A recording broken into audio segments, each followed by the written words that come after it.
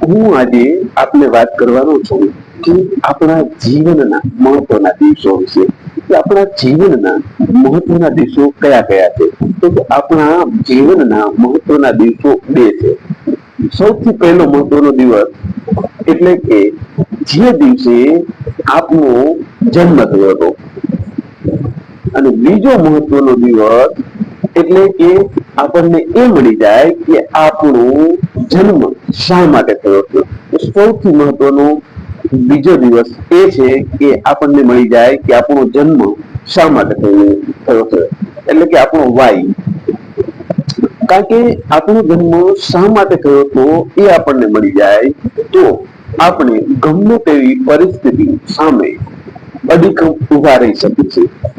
એક મનોવૈજ્ઞાનિક વિક્ટર ફ્રેન્કલે જે અનેક યાતનાઓ સહન કરી તેમાંથી બહાર આવ્યા હતા અને તેને લખ્યું છે કે માણસને તેમના જીવન